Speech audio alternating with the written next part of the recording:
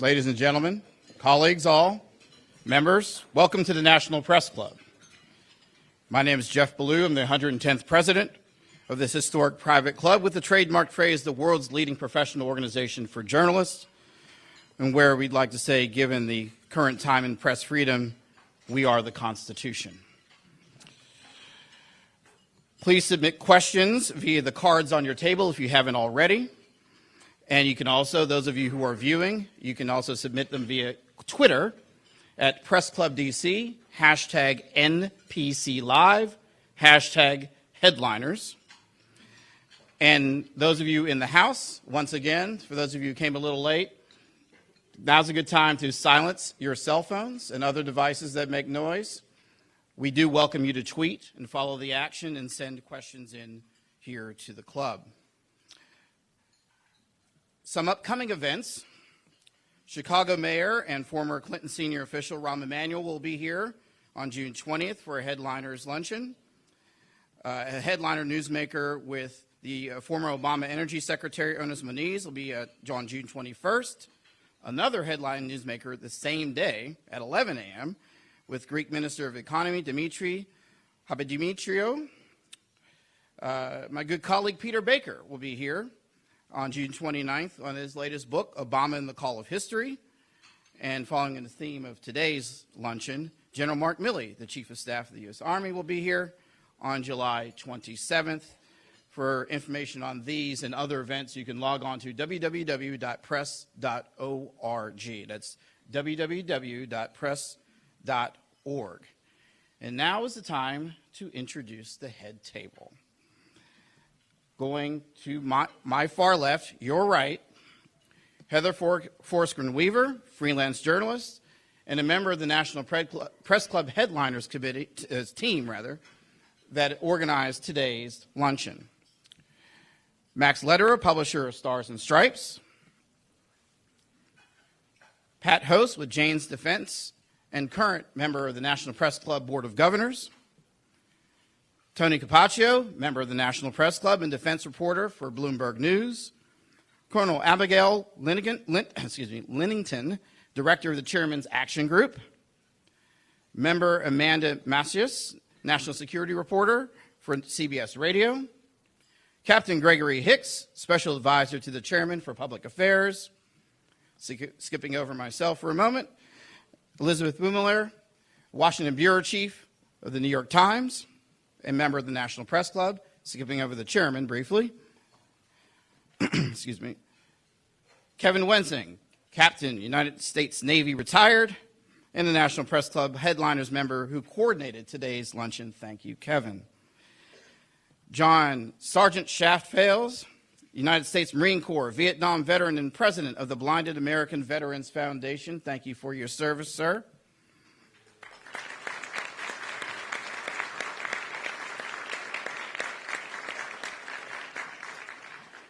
Ken Dalecki, U.S. Navy Vietnam veteran and senior vice commander of the D.C. Department of the American Legion Post 20, which meets here at the National Press Club, if you didn't know that already. Thank you very much, sir, and also chair of our fellowship team, who takes care of our wonderful members who are sick and distressed. Steve Sammy, publisher of Military and Diplomats World News. And I think I skipped over John Donnelly. I can't skip over John. John is many things to us. John is the president of the Military Reporters and Editors Association, chair of the National Press Club Freedom Team, a past member of the National Press Club Board of Governors, and one of the ardent fighters for press freedom in the club. Thank you for your service to the club, John.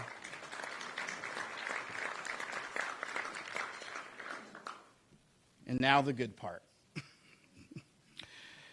As the tensions between the U.S. and Russia and Syria, all at the same time, seem to be heating up over the shooting down of a Syrian jet over the weekend, and Congress debating just how much money the U.S. military should get this go-around, entered the chairman of the Joint Chiefs of Staff, General Joseph F. Dunford, Jr., who's the 19th person to occupy this post, the nation's highest-ranking military officer and principal military officer to the President, the Secretary of Defense, and the National Security Council. And prior to becoming chairman, October 1st of 2015, General Dunford served as the 36th Commandant of the Marine Corps. He previously served as the Assistant Commandant of the Marine Corps from 2010 to 2012 and was Commander International Security Assistance Force, known as ISAF, and the United States Forces Afghanistan from February 2013 to August 2014. That'll come in handy in the questions, sir. A native of Boston, Massachusetts, General Dunford graduated from St. Michael's College and was commissioned in 1977. He served as an infantry officer in all levels to include the command of the 2nd Battalion, 6th Marines, and command of the 5th Marine Regiment during Operation Iraqi Freedom. There are many, many more accolades, but since time is of the essence, we're going to get right to the Q&A. How we're going to do this is the General and I are going to go up on the stage here. We're going to conduct a conversation, fireside chat style. We have a lovely stack of questions here, and some have even come in through the internet, and the President's office now has an iPad. So many of you have taken advantage of that, and will be following along and hopefully keep up with current doings. We do have a special request of the chairman and I think we can accommodate that, and that is to have a moment of silence for those who were lost and injured on the USS Fitzgerald.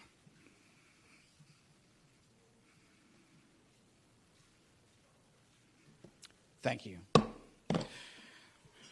No further ado, General, let's go up on the stage, and you can have some opening remarks, and we'll take some questions.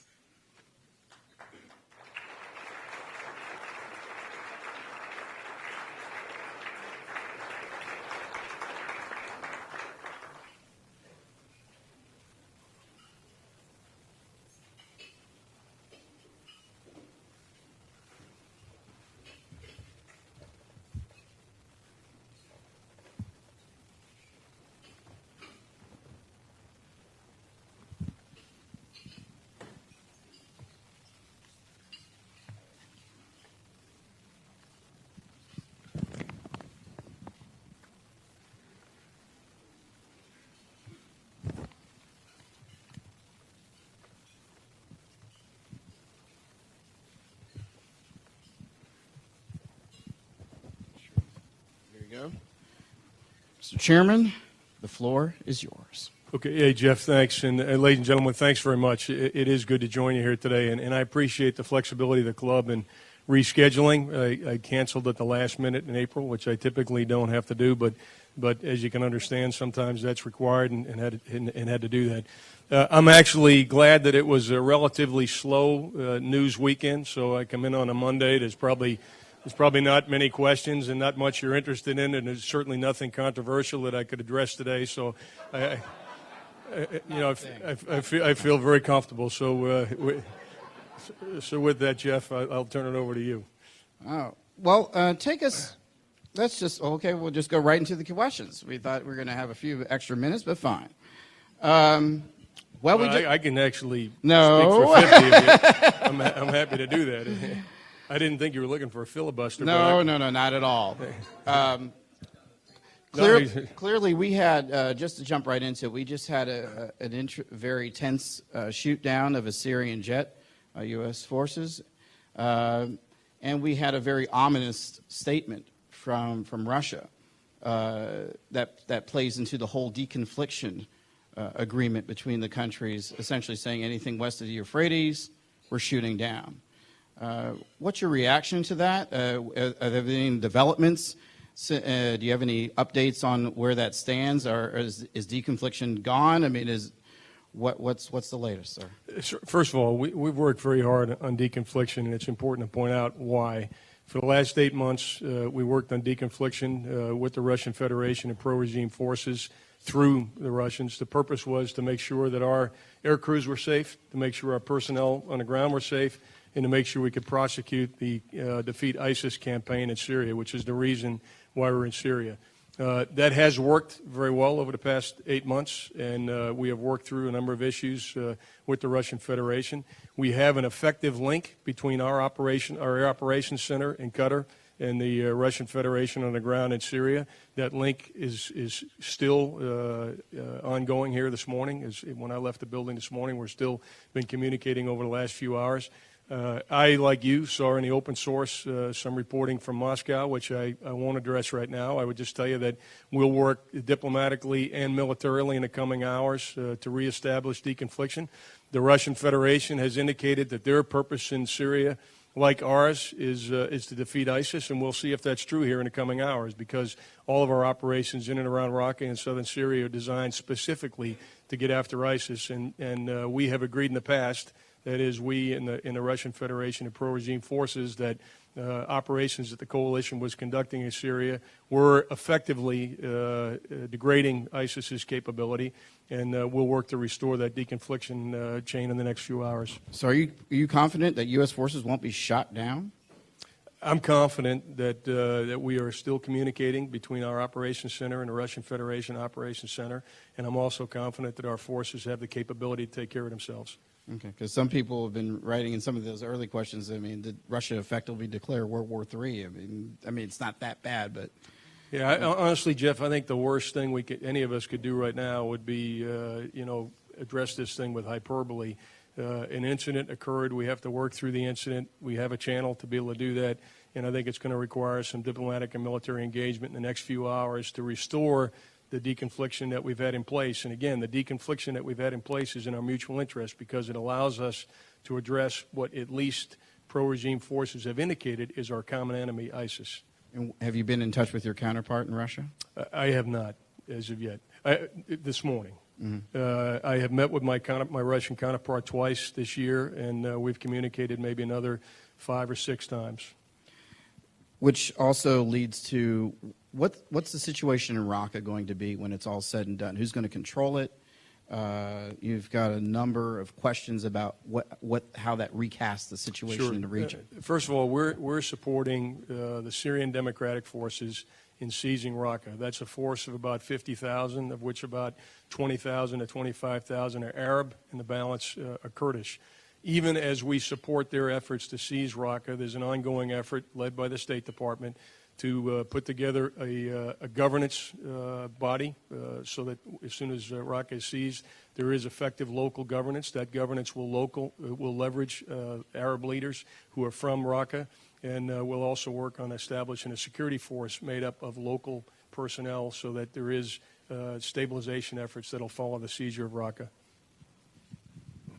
Let's move around the region a bit. Iraqi Kurds have announced that they are going to hold an independence referendum on September 25th. What would that mean for U.S. interest in the Middle East? Should the U.S. support it?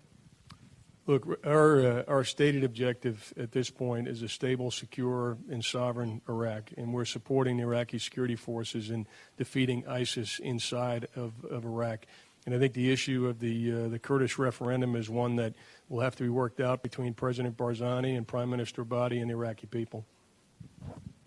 So going back to the question also becomes in the earlier things about Russia and Syria and whatnot, that whether or not you have to relocate or strengthen the security even more at the TANF training base to be prepared for other regime attacks.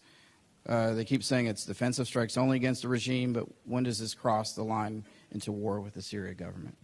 Yeah, I think it's important to point out that the incident that took place this weekend followed a combined arms movement of pro-regime forces.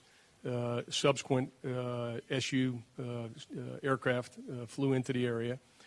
We made every effort to warn those individuals not to come any closer. And then the commander made a judgment that there was a threat to the forces that we were supporting and took action. The only actions that we have taken against pro-regime forces in Syria, and there have been 2 specific incidents, have been in self-defense, and we've communicated that clearly. Back to Afghanistan, do you foresee adding the 4,000 troops? There's a lot of discussion about whether or not there have been additional forces allocated to Afghanistan. Has that decision been made? How many troops are going? When are they going? And how is that going to unfold? Sure. Let me see if I can probably answer that question and a few others that haven't been asked about Afghanistan right up front. First of all, no decision has been made with regard to the deployment of additional forces in Afghanistan.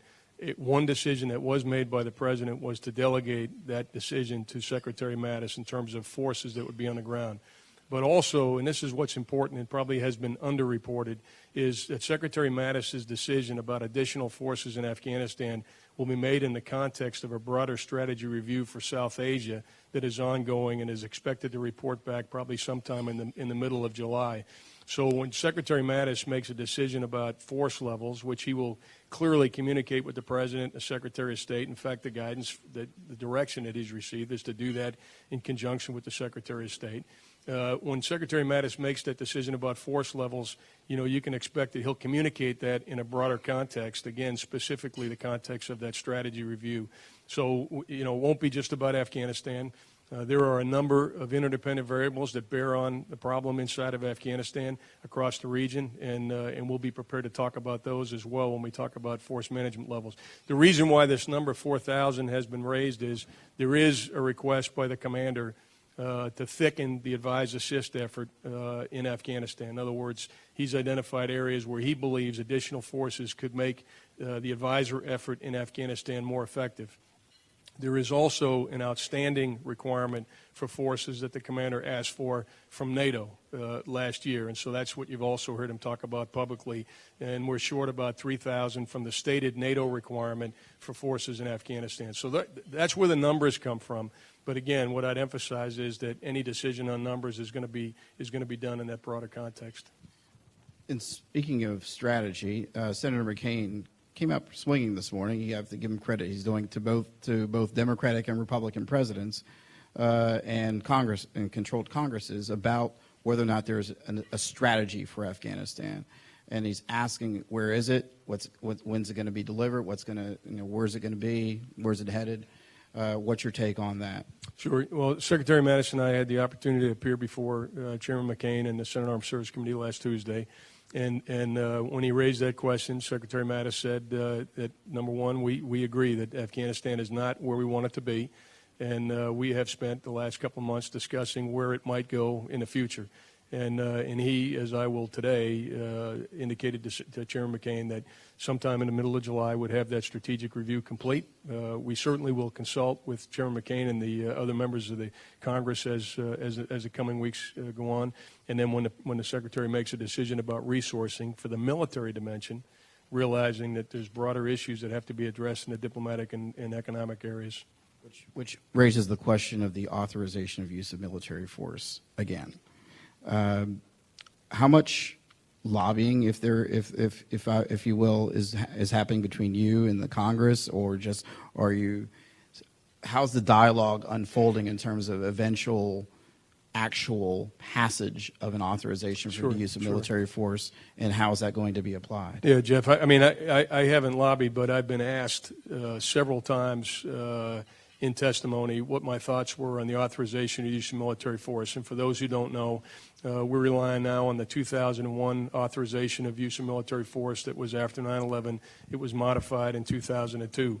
What I have said is that we have all of the legal authority that we need right now to prosecute al-Qaeda, ISIS, other affiliated groups. But my recommendation to the Congress was that they pass an authorization of use of military force, and I thought one of the more important things is that our men and women that are in harm's way would see a clear and unmistakable support from the American people through their Congress. That's what I believe right now would be very positive if Congress would pass an authorization of use of military force. And again, I haven't lobbied for that effort. I'm precluded in law from lobbying. But when I'm asked in testimony, as I have been now several times, I'm certainly able to answer that question. And what I have focused on is the message that would be sending to those people who are actually making a sacrifice, that what message would be sent if Congress would authorize use of military force. So what do you it would reinforce, I think, the message. So what do you say to an American voter who's deciding whether or not they're going to voice an opinion to their member of Congress about who might be skeptical that thousands of more U.S. troops could be deployed and a slightly tweaked strategy might break the stalemate in Afghanistan or other parts of the region, and after billions of dollars that have been spent and everything that's been done, is there sort of a fatigue that's out there? How are you going to convince the American people that this is going to be a necessary thing if you decide to deploy thousands of troops to the region for Afghanistan, and if you have to escalate your involvement in Syria? Yeah, I think it's important that the conversation about Afghanistan take place in the context of our vital national interests in South Asia and South Asia as a whole. And there are two, very simply, that I would talk about in public. One is the remaining threat from terrorist organizations in South Asia who have expressed a desire to have another 9/11 in the United States and conduct attacks. There's about 17 different groups of the 20 that we've globally identified as terrorist organizations. 17 of them operate in the South Asia area, and continue to put pressure on those groups, I believe, is critical and vital to our national interests. And I would also argue that the pressure that those groups have been under for the last 15 years has been what has prevented another 9/11. The other interest that we have in the region is preventing a regional conflict in South Asia. So again, when the strategy comes in, it's less about what's happened over the past 16 years than it is about what are our national interests today in South Asia, what is the context within which we are pursuing our national interests in South Asia, and what's the diplomatic, economic, and military campaign plan that's necessary for us to protect and advance our national interests in South Asia.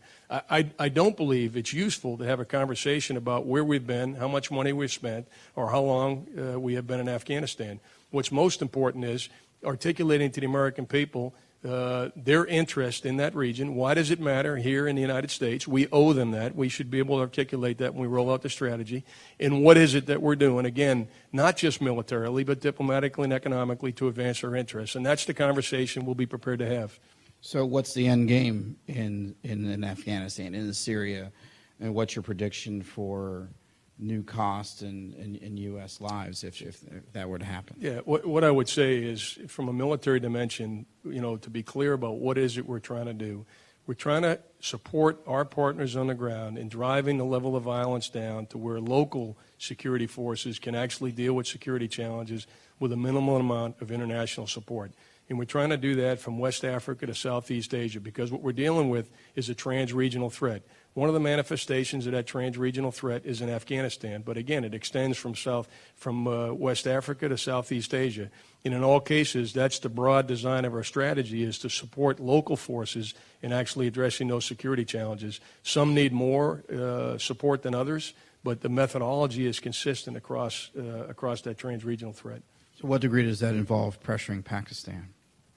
Well, I think Pakistan is a key to Afghanistan and its security, and in ensuring that Haqqani does not have sanctuary in South Asia, making sure the Taliban don't have sanctuary in South Asia, making sure there's a secure border between Afghanistan and Pakistan is critical, making sure there's effective political and military relationships between Pakistan and Afghanistan. That's one of the interdependent variables that's going to allow us to be successful.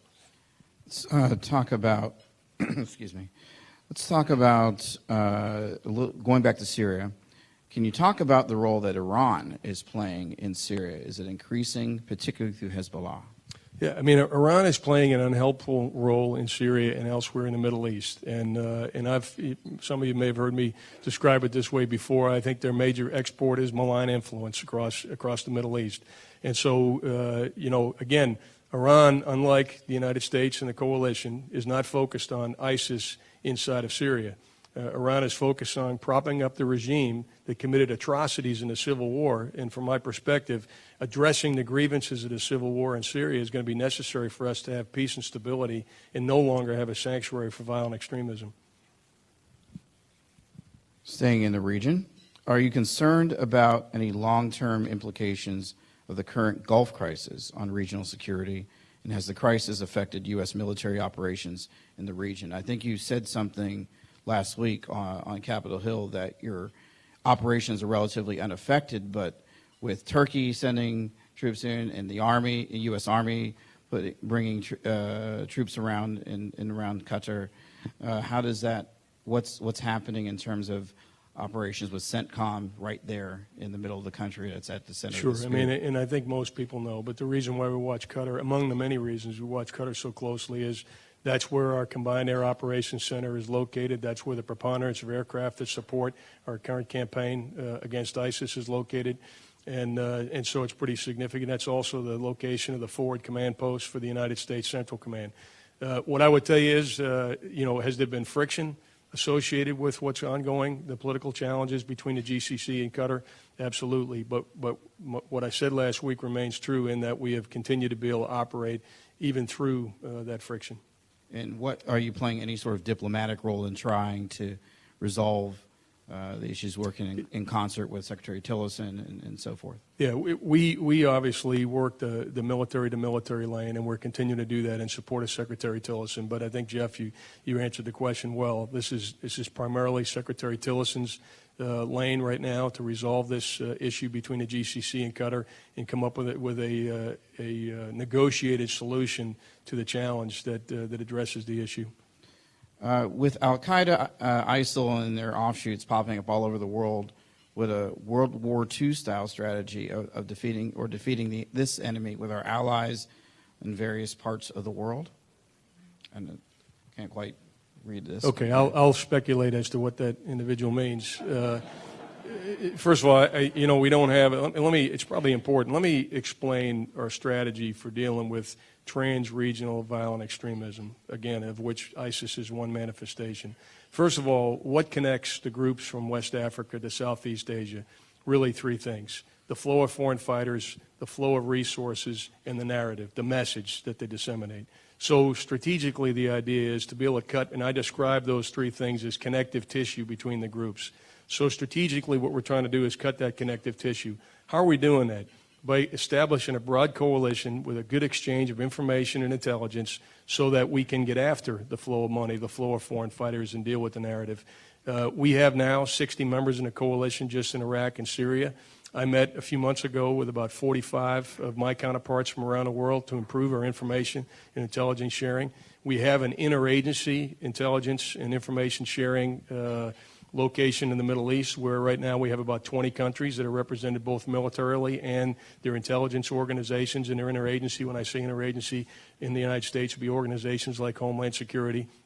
And the idea is like-minded nations sharing the intelligence and information that will allow not just for effective military operations, which is one dimension of the problem, but also an effective legal framework in countries where foreign fighters either came from or will return to, and also an effective way of sharing information so we can anticipate the flow of foreign fighters and resources. So with regard to the combat operations, those combat operations then are designed to enable local forces to deal with specific regional challenges. So there's a number of regional efforts, but there's a strategic framework that connects those regional efforts, and that strategic framework is getting after those three elements that actually connect these organizations. In the long-term end state of the strategy is drive the level of violence down in each of the countries where it exists, in each of the regions where it exists, drive the level of violence down, and increase the capacity of local forces such that local forces can deal with that challenge. That's where we're going. That's very much unlike a World War II strategy. And in very isolated cases, are U.S. or coalition forces doing the fighting.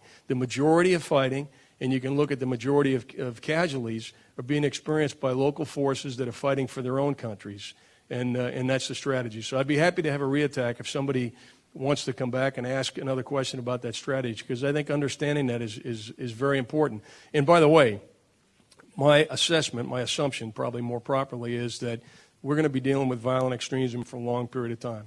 Some people have described it as a generational problem. Whatever it is, it's going to be a long period of time.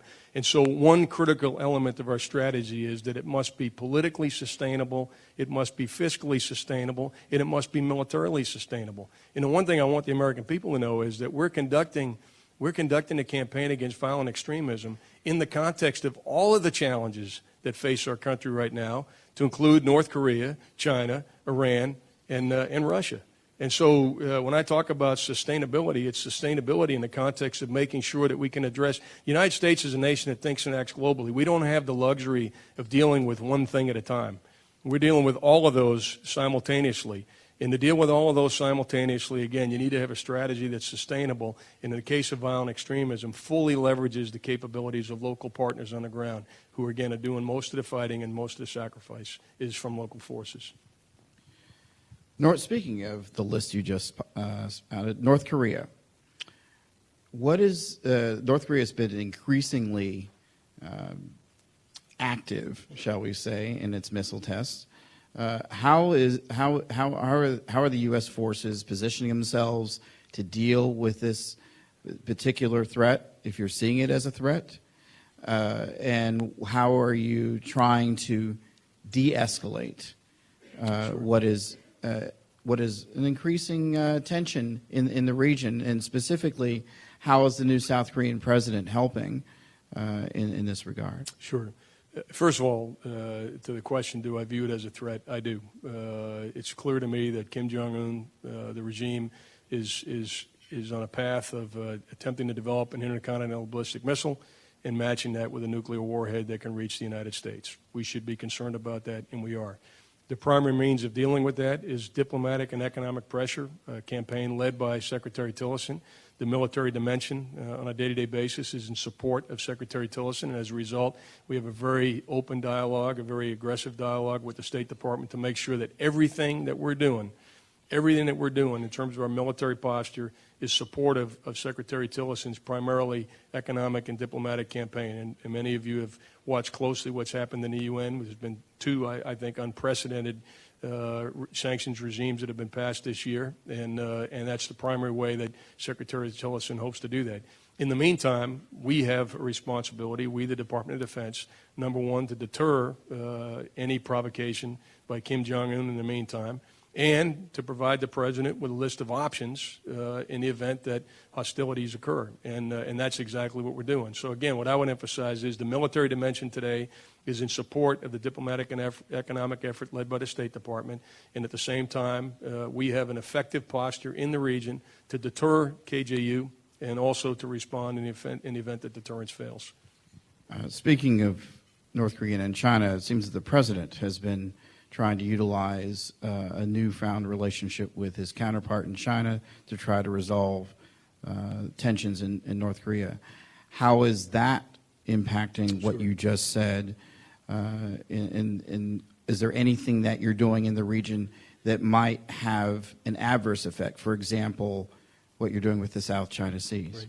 So the president met with the president of China at Mar-a-Lago, I think it was the end of April.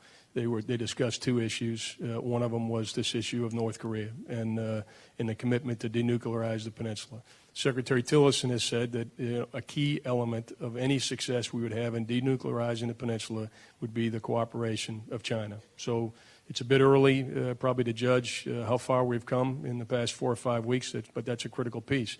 In the meantime, Jeff, to talk about other things that we are doing that might be counterproductive to gaining China's support up in North Korea, we view that issue as separate from other issues in the region that we're dealing with, and that we maintain open lines of communication with our Chinese counterparts. And to that point, we will this week have a meeting at the Secretary of State, Secretary of Defense level with their counterparts.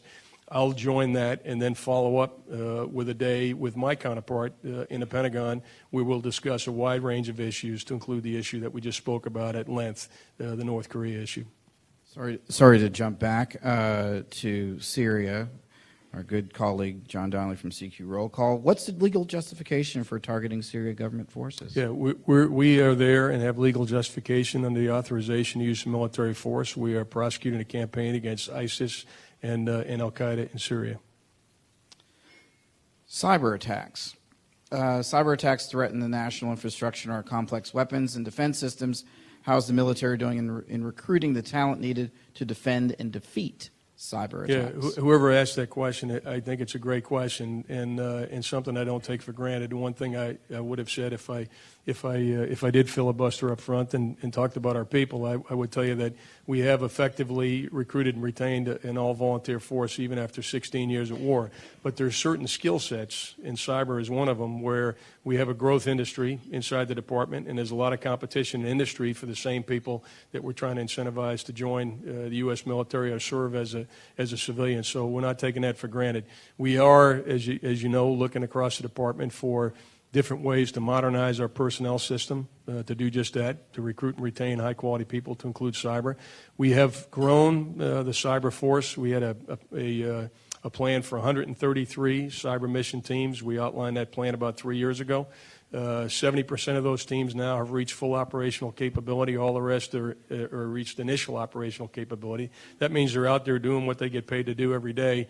So we have met the current requirement. But as we look forward, I imagine that our requirements will grow. We've identified a requirement to grow our cyber capability. That means we'll need more high-quality, motivated people to come in that are committed to the mission, and we've got to find a way to incentivize that. And that doesn't necessarily mean that the way we've done business in the past is the way we're going to be able to do business in the future. And another one from the audience. How do you create a rational military strategy with an impulsive president?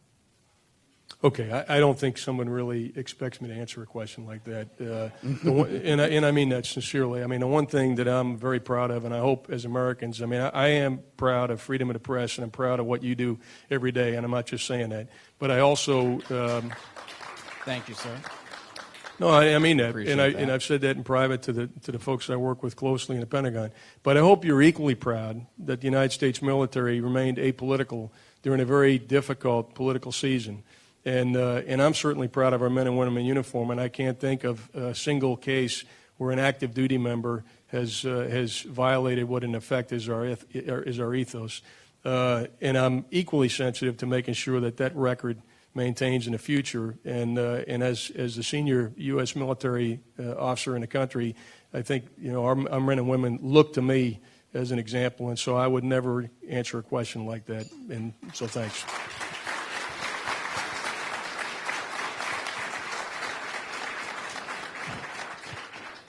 Just a reminder to those who may be watching, not everybody in the room is a journalist, so we ask for a bit of a decorum from our colleagues, and hold your applause. Those who are applauding may be guests or members of the public.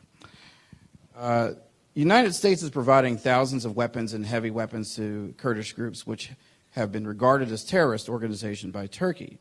How do you guarantee that these weapons will not be turned against your 65-year-old NATO ally after fighting against ISIL? First of all, we are very focused on maintaining the relationship that we have, as you pointed out, Jeff, our NATO ally in Turkey. And to that point, I've made 9 trips to Turkey in the past 12 months. I've met with my Turkish counterpart probably no less than 15 times in the last year to try to make sure we maintain a very effective relationship with a NATO ally. We've also told them that at the end of the day, a key element of our campaign is making sure we accomplish the mission with our relationship with Turkey, our NATO ally, intact. So we have sat down with the Turks. We have a very tight framework to allay their concerns. We have transparency in reporting. We're providing them routine reports, exactly what we're doing.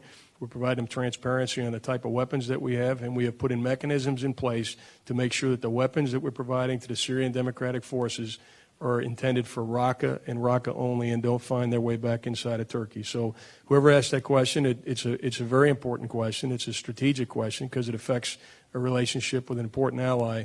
But we're mindful of that. And to that point, Secretary Mattis next week will once again meet with his Turkish counterpart in Europe and go through this. And last Thursday, he wrote a very detailed letter to his Turkish counterpart providing a routine update. And again, both I speak routinely to General Hulusi Akar, who's become a good friend. He's the Turkish Chief of Defense.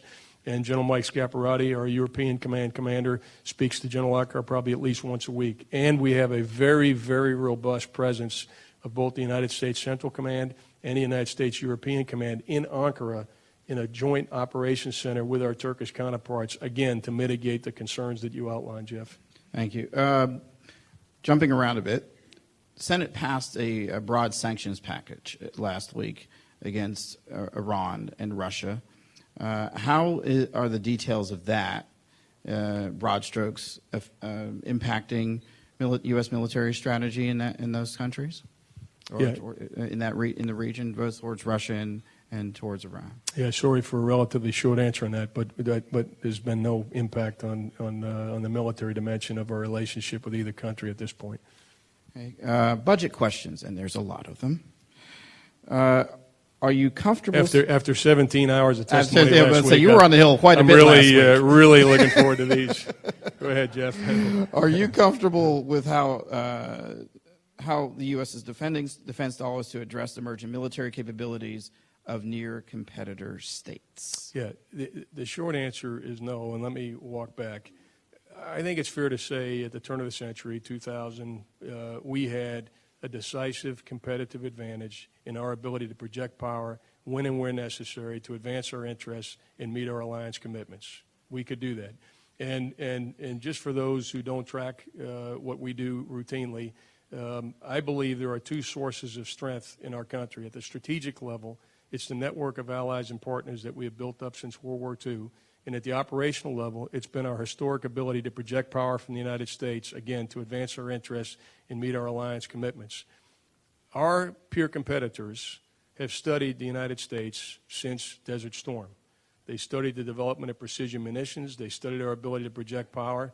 And in almost every case, you look at China, Russia, Iran in particular, what they have done over the last few years is started to develop what has been called in the trade journals the anti-access area denial capability. And what that simply means is develop a wide range of capabilities that keep the United States from moving into Europe, in the case of Russia, moving into the Pacific, meeting our alliance commitments, or then operating freely within Europe or within the Pacific.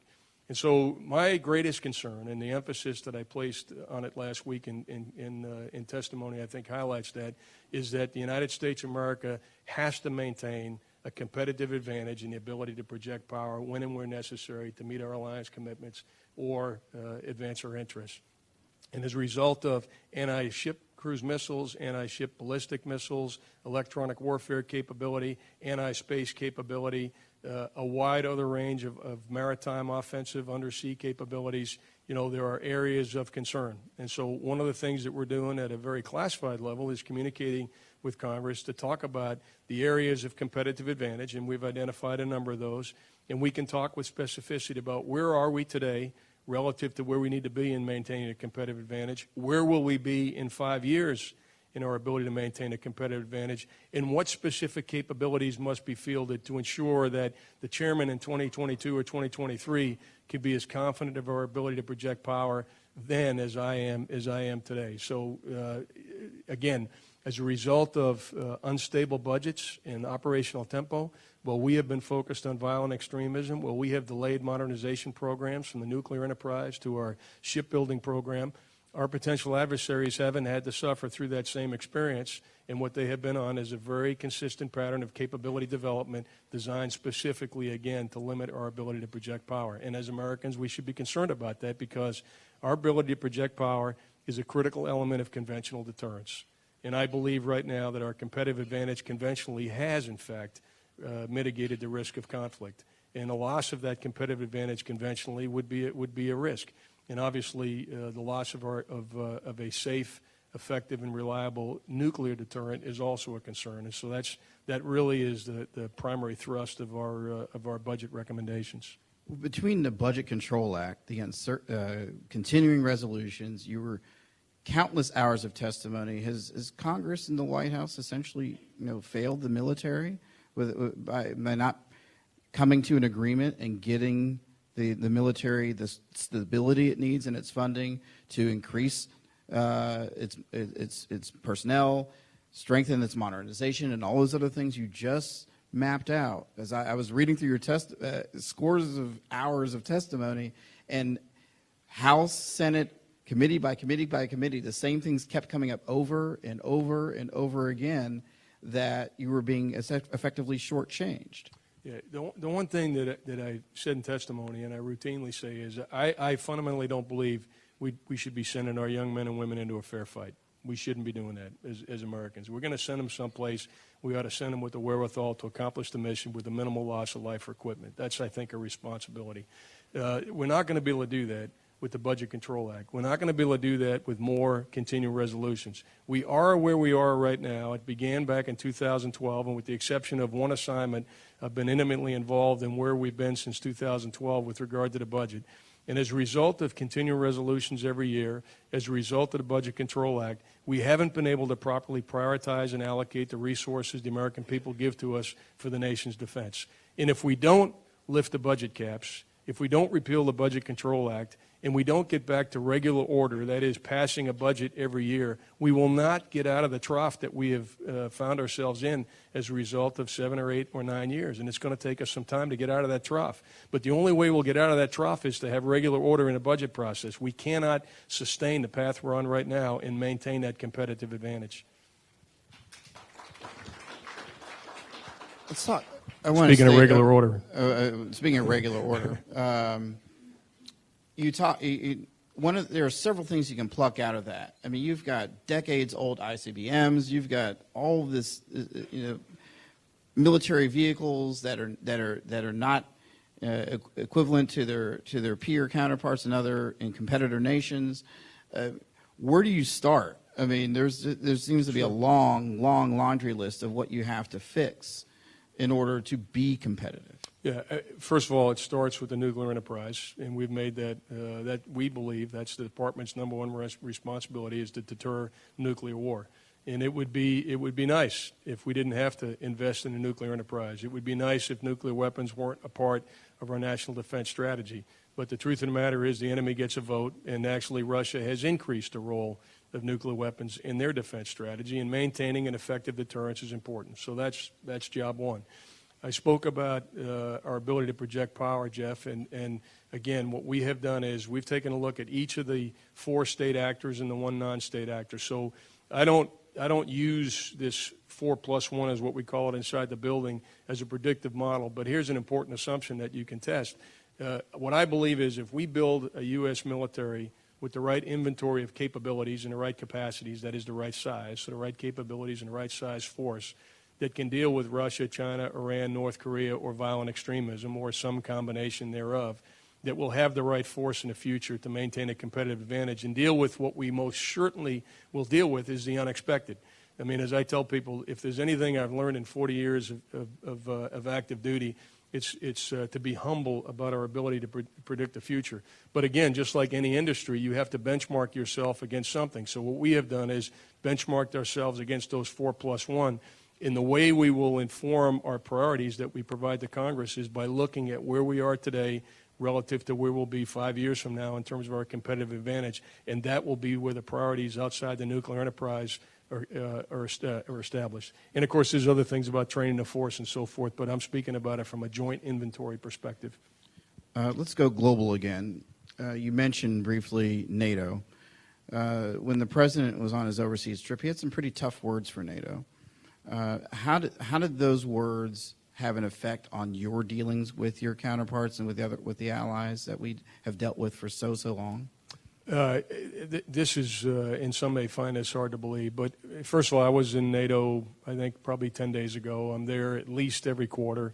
Met with all now 29 members of NATO. Witness this afternoon, I think about 4 o'clock, I'll meet with my Montenegrin counterparts. So I'm either speaking to or meeting with one of my NATO counterparts every week. Certainly a week doesn't go by where I'm not meeting with one or more of them. So I have a pretty good sense, I think, for where we are in our relationship. And I would tell you the military-to-military relationship, to include our combined operations in Afghanistan, to include our combined operations in Syria and Iraq, to include the partnership we have with the French in West Africa, to include the partnership we have with the French in the United Kingdom and the United States in East Africa, has not suffered a bit. And frankly, I think given the common challenges we have right now, I'd find someone hard-pressed historically to go back and find a time when more than 30 nations have stayed together in the fight for over a decade like we have in Afghanistan, or we've been able to put together a coalition of 60 countries, of which 22 are actually contributing effective military capabilities in Iraq and Syria. So what I would ask you to do when you think about what impact or where we are with regard to our allies is look at what we're doing, not what we're saying. And what we're doing across the world is I believe, from a coalition and alliance perspective, pretty effective. Chairman, when serving as Commandant in the Marine Corps, you were the only service chief to oppose the integration of women into ground combat arms jobs and units, and chose not to appear at the Secretary of Defense's press conference to announce the change. Now that you're chairman of the Joint Chiefs of Staff, what's your current position on the issue? Are you now in favor of opening all military jobs and units to qualified women? If not, why not? Yeah, I hope people will appreciate that when you provide military advice, you do so in good faith. And at the end of the day, when you're in uniform and you're inside the Department of Defense, you provide military advice, and then our civilian leadership, as it should be, makes a decision.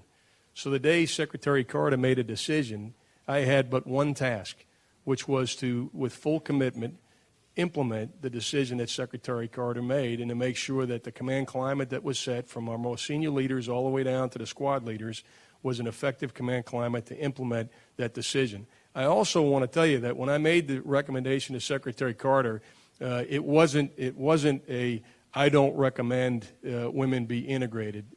First of all, even as a commandant in the Marine Corps, I opened up all but 2% of the occupational fields in the Marine Corps was my recommendation. And with those fields that I did not recommend, I outlined the specific conditions that I thought should be set before we move forward with full integration. So it was a question of, Mr. Secretary, we've done some very careful analytic work. We've done some experimentation.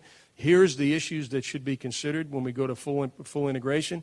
And my recommendation is we address these issues before we integrate. In a conversation, he said, okay, that's fine. I understand your perspective. I believe that we can address the issues. He said, I accept the issues that you've raised. And by the way, if you look at the memo that Secretary Carter signed out to implement the decision, every single issue that is in the letter that I sent to him is reflected in Secretary Carter's implementation memo. And he said, okay, General, I got it, but here's what I believe. I believe the issues that you've raised can be addressed in implementation, and this process doesn't have to be sequential. I said, I got it, yes, sir, and we've been off. And so I haven't thought about anything other than executing the Secretary's decision since that day, and that's the way it ought to be. Along those lines, Mr. Chairman, there are thousands of transgender service members who are honorably serving in the military today. Last year, then Secretary Carter created the new policy allowing transgender individuals to openly serve and allow new transgender recruits to join. Why is the Pentagon considering changing this policy? Okay, first of all, let's be clear. The transgender personnel are serving right now, and there's no review ongoing that would affect the ability of those currently serving to continue serving, provided they can meet the physical and mental qualifications of service, be worldwide deployable, and the same standards that every other soldier, sailor, airman, and Marine meets. The issue now is the challenges of assessing individuals and the criteria for assessing. And so there have been some issues raised with regard to challenges of assessing transgender individuals, and that's what the Secretary is reviewing. So this is not a reversal of the policy that was implemented before. This is the next phase of implementation was accessions, and there have been some issues identified with accessions that, you know, the service chiefs, some of the service chiefs believe need to be resolved before we move forward. And so that's where we are right now. The Joint Strike Fighter is entering service, but with many cost overruns and delays. Will it continue as a program, or is it too expensive to maintain?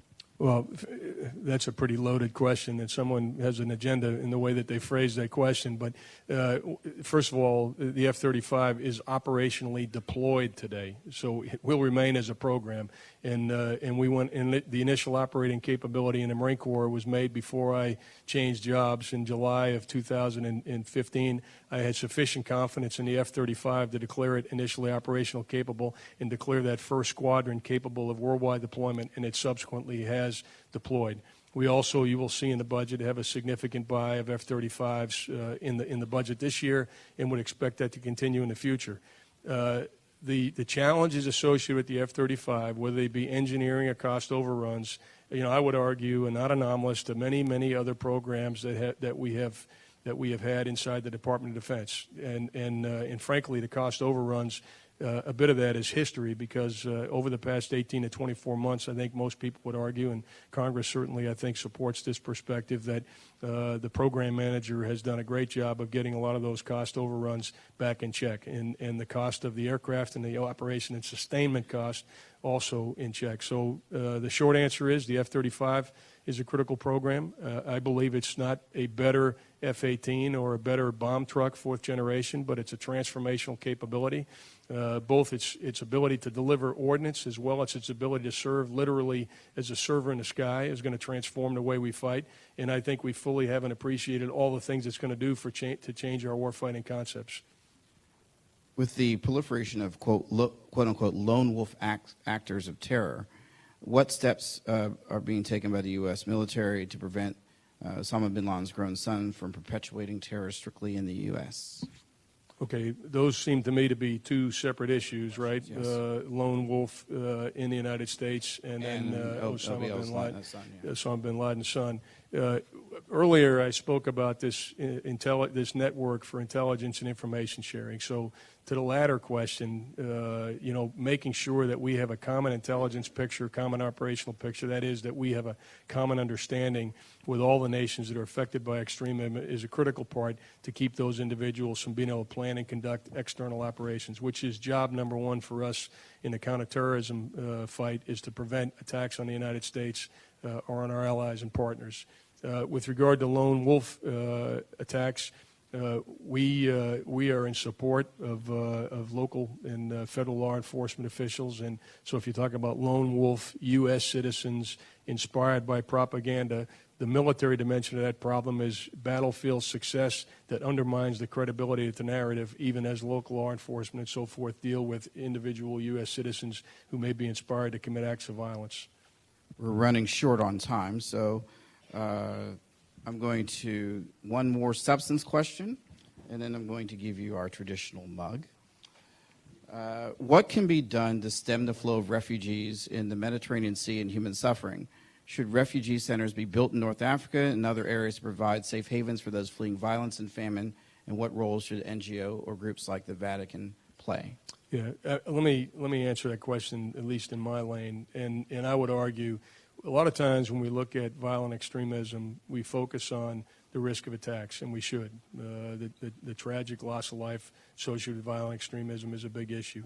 But if you think about it, probably the most significant effect of violent extremism has been the flow of refugees.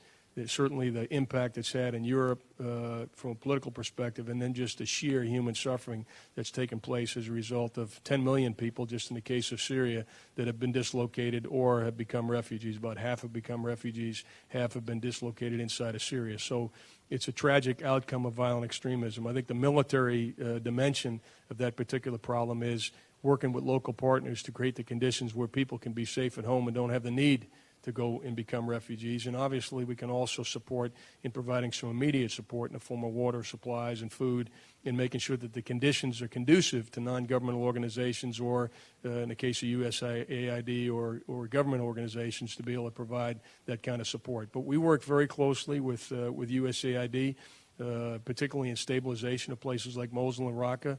And I can tell you, when we sit down and develop a campaign plan for Raqqa and Mosul, sitting at the table is USAID to make sure that we can go into stabilization immediately after hostilities cease and set conditions as quickly as possible to relieve some of the human suffering. Before I ask the last question, I'm going to present our traditional National Press Club mug. And Mr. Chairman, your picture will go on the wall outside with the rest of the historic speakers that have been coming here since we started the speakers program in 1920. Last question goes back to Syria. Wait a minute. Last question. I said one before. There's one last one. All right. Can you expand upon your plans after ISIL is defeated? That's an optimistic question. You say that does it become a safe zone? Are you prepared to protect it from aerial attack? And is there a no-fly zone? And are you then planning to expand that zone? Okay, I think it's probably, if you don't mind, I'm going to answer a different question. I mean, we'll certainly, no, I mean, I'll answer the Raqqa piece, but there's a broader question, which is what about after ISIS? So after ISIS and Raqqa, I mentioned earlier, we're working now with the State Department to make sure there's effective governance there, make sure there's local forces that are recruited to provide security inside of Raqqa, and that's our plan for Raqqa. But what I would tell you is that violent extremism is not over with ISIS. And that's why, in fact, one of the reasons why I'm running now at 13:30 is we have 1:30. We have all of our combatant commanders and service chiefs together here in about 30 minutes for a quarterly review of where we are in dealing with violent extremism, and very much looking towards long-term framework for our operations. Again, I talked earlier about politically, fiscally, and militarily sustainable, with an assumption that this is a long-term fight, in making sure that we constantly review our organizational construct, making sure we constantly review our intelligence sharing relationships, making sure we constantly review the success of our partners on the ground and what additional support they need is all part of what we're trying to do. But this is a long-term fight, and so Raqqa is tactical. Mosul is tactical. I believe it'll have strategic effects on the overall messaging, because it certainly undermines the credibility that there's a physical caliphate that exists in the Middle East when they lose Raqqa and Mosul. But we ought not to confuse success in Raqqa and Mosul as something that means it's the end of the fight. I think we should all be braced for a long fight, and that's why we so emphasize making sure that we have the broadest network possible of partners to help deal with this challenge, because it's not about just the United States. It's about the 120-plus countries from which foreign fighters have come just to Iraq and Syria. And to the degree that we can get all 120 of those countries, or as many of them as possible, to cooperate in intelligence sharing, information sharing, and effective action, limit the freedom of movement of foreign fighters, limit their ability to share resources, and erode the effectiveness in a narrative, that will be successful. But again, we're prepared for a long-term fight and a constant review of how we're addressing it. If there's one thing I would leave you with, don't ever think that those of us in uniform are complacent about any of the issues that we've spoken about today. In fact, I tell people that, when I was a second lieutenant, my level of experience arguably was way down here, but my level of confidence that I had all the answers was way up here. And as I speak to you today, my level of experience is arguably way up here, and my level of confidence on the issues that we're dealing with, that I have all the answers, is way down here. These are extraordinarily complex, if not wicked, problems we're dealing with, and beware of those with too much confidence that they have all the answers. Thank you. Thank you. I ask you stay in your seats as the chairman leaves the hall. For more information on our programs, you can log into www.press.org. We are adjourned. Thank you.